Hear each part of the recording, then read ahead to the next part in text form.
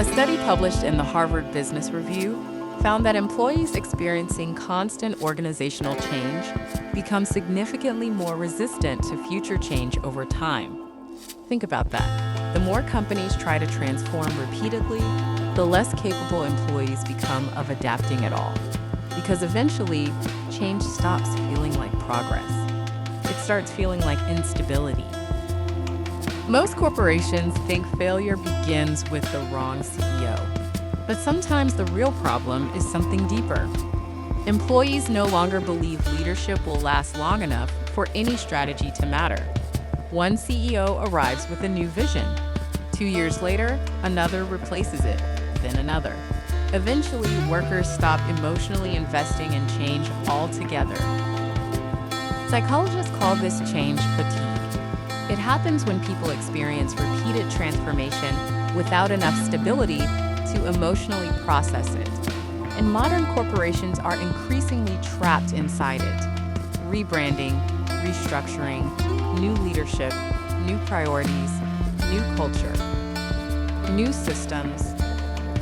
Employees barely adapt before everything changes again. If this already sounds familiar, subscribe now, because this channel explores the hidden psychology behind modern organizations. At first, employees try to cooperate. They attend meetings, learn new processes, adapt to new expectations. But after enough cycles, something dangerous happens. Skepticism replaces engagement. Workers begin assuming every new direction is temporary. And once that belief spreads, execution quietly collapses. Look at companies like Yahoo during its decline years. CEO after CEO arrived promising transformation. Different visions, different priorities, different strategies. But internally, repeated leadership turnover created fragmentation instead of clarity. Employees stopped building toward a stable future because the future itself kept changing. This is what many executives fail to understand. Human beings are not software systems. Organizational trust requires continuity. When leadership changes constantly, employees stop attaching emotionally to long-term goals. Survival replaces commitment. People begin protecting themselves instead of building together.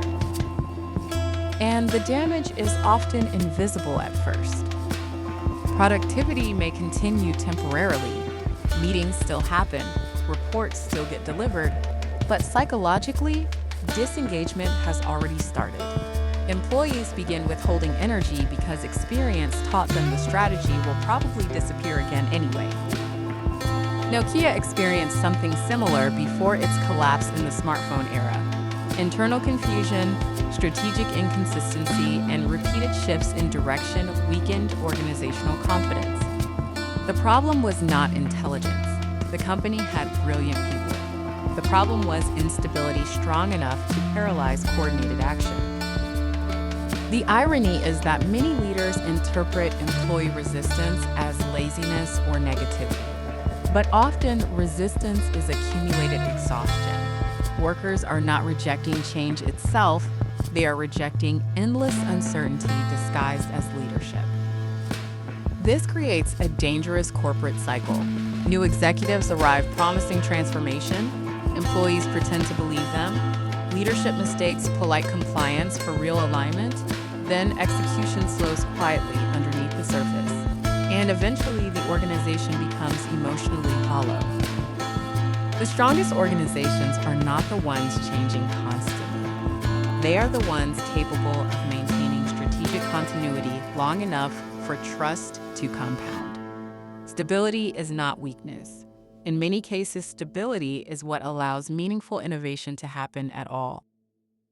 Look at companies with long-term cultural consistency like Costco. Leadership transitions happened, but the organizational identity remained recognizable. Employees understood what the company stood for, and that continuity created psychological safety strong enough to sustain performance over decades. Modern leadership culture often glorifies disruption without understanding its psychological cost. But constant disruption eventually destroys institutional memory, emotional trust, and collective confidence. And once employees emotionally detach, rebuilding commitment becomes extremely difficult. The uncomfortable truth is this: employees do not fear change as much as they fear meaningless change. People can adapt to difficult transitions when they believe leadership is stable, honest, and committed long enough for the sacrifice to matter. Your company may not be failing because employees resist change. It may be failing because they stop believing the change will last. If this made you rethink leadership and organizational culture, leave a like and subscribe to 300 Seconds University for high-density insights in under 5 minutes.